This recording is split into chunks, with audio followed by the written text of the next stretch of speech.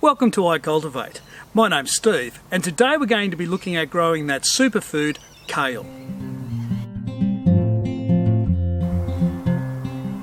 There are many different cultivars of kale available for you to grow, but irrespective of which one you choose, they are all very high in a full range of vitamins. Vitamins such as vitamin C, and of course all the B group vitamins.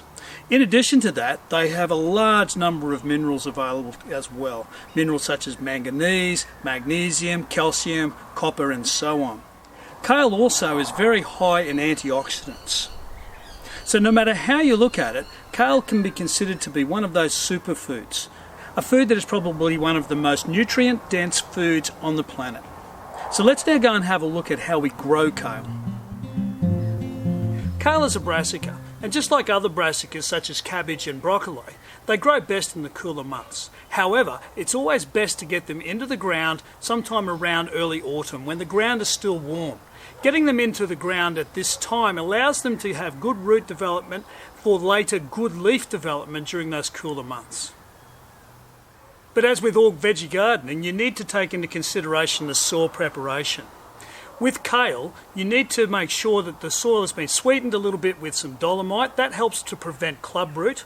And in addition to that, a bit of blood and bone and a bit of nitrogen as well, because as with all brassicas, they are heavy nitrogen feeders. But one thing different about kale is it's actually the leaf growth that you want. That's not the case with broccoli, for example, where you want the floret development. But with kale, it's leaf growth, and nitrogen is critical to that. I've already prepared this soil with some blood and bone, some good compost and a little bit of aged chicken manure, so now it's time to actually plant. Now I've chosen a couple of different cultivars to plant here. This first one is Tuscan kale, and this second one here is what's referred to as red Russian kale. And as I said before, it doesn't really matter what cultivar you choose, the process is exactly the same. So the first thing I'm going to do is I'm going to dig a couple of furrows.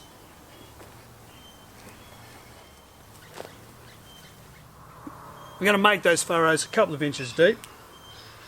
And then I'm going to lay out my seedlings along the length of those furrows.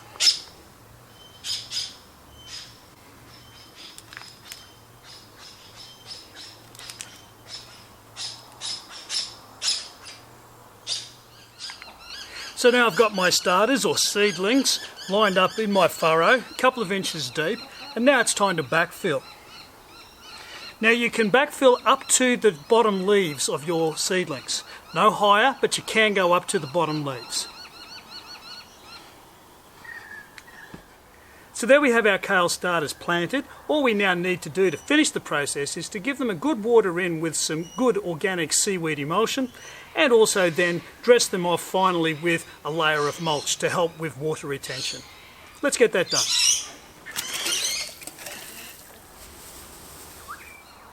And so there you have it, my two different cultivars of kale planted out. I should be able to pick my kale in probably a couple of months' time and be getting some fantastic crops of kale leaves to use in a whole range of different styles of cooking. So now to summarise, don't forget, your soil needs to be well prepared with some good organic compost. In addition to that, some blood and bone and some well-aged chicken manure to help with the nitrogen. Finally, don't forget that you could also add some dolomite to sweeten the soil because that helps to deal with various diseases that brassicas are prone to, such as clubroot. So then when you're planting out your kale, don't forget that you can plant up to but not beyond the lowest leaves.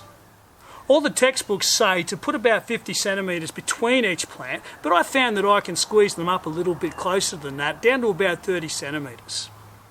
And last of all, don't forget to give them a good water in with some fish emulsion, and finally a bit of mulch to help with water retention in the soil. Now I hope you have found this video useful. Can I please ask you to subscribe to this channel, add your comments, and also go to our online community, iCULTIVATE.net, and become a member of the community. Thanks for watching.